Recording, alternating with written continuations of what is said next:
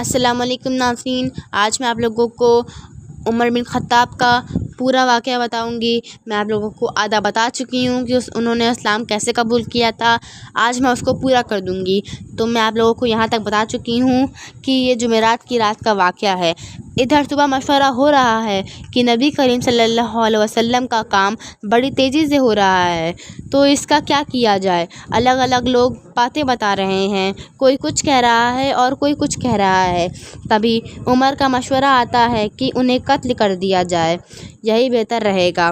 وہ کیا جانے کہ اللہ نے اس کے بارے میں کیا فیصلہ کیا ہے اور اب آگے کیا ہونے والا ہے، اس کا علم تو صرف اور صرف اللہ کو ہی ہے۔ اگر قتل کرنے کی بات آئی تو میں خود قتل کروں گا۔ قریش کہنے لگے کہ بے شک تو ہی انہیں قتل کر سکتا ہے اور کسی میں اتنی ہمت نہیں ہے۔ بنو ہاشم سے بنو مطلب سے کون ٹکر لے گا؟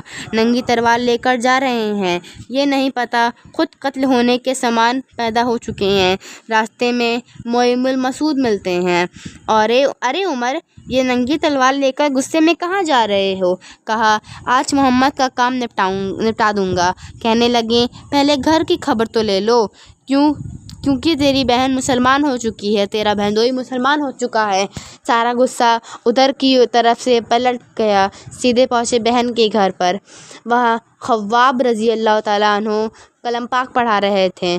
دروازے پر دستک دی۔ جمیل نے کہا یہ تو عمر آ گیا۔ خباب آ کر اندر تشریف لایا تو اس کے آتے ہی ایک تھپڑ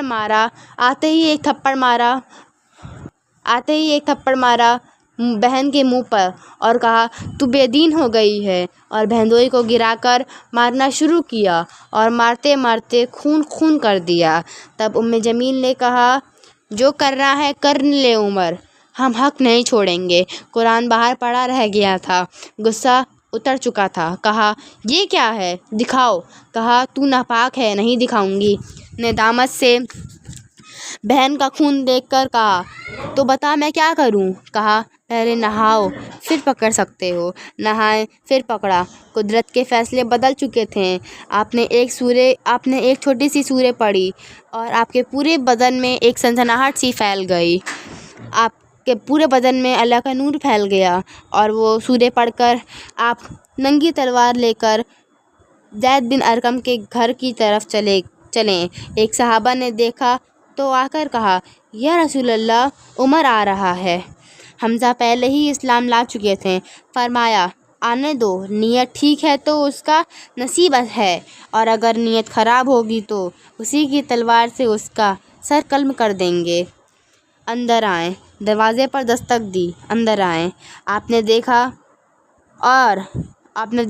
اور کہا عمر، کیا ابھی تک وقت نہیں آیا کہ تو کہے لا الہ الا اللہ؟ کہا وقت آ گیا، اور بول پڑے لا الہ الا اللہ محمد رسول اللہ۔ پورے عوام میں ایک لہر سی دوڑ گئی۔ خوشی کی صحابہ نے تکبیر کہی۔ اسی وقت جبریل علیہ السلام اترے اور عرض کیا کہ یا رسول اللہ، آپ کو عمر کے اسلام لانے پر خوشی ہو رہی ہے؟ کہا ہاں بالکل ہو رہی ہے۔ کہا سارے آسمان کے فرشتے بھی خوش ہو رہے ہیں کہ آج عمر مسلمان ہوا ہے۔ کیا ماں نے اولاد پیدا کی تھی، آج تک ایسا انسان نہ دیکھا جو 22 لاکھ مربع میل کے مالک ہو کر کے بھی مسجد میں جھاڑو دے رہا ہے، 22 لاکھ مربع میل پر حکومت کرنے کے بعد مشک میں پانی بھر کر کندھے پر اٹھا کر بیوہ عورتوں کے گھروں میں پہنچا رہا ہے۔ تو ناظرین، یہی تھا عمر بن خطاب کا اسلام قبول کرنے کا واقعہ۔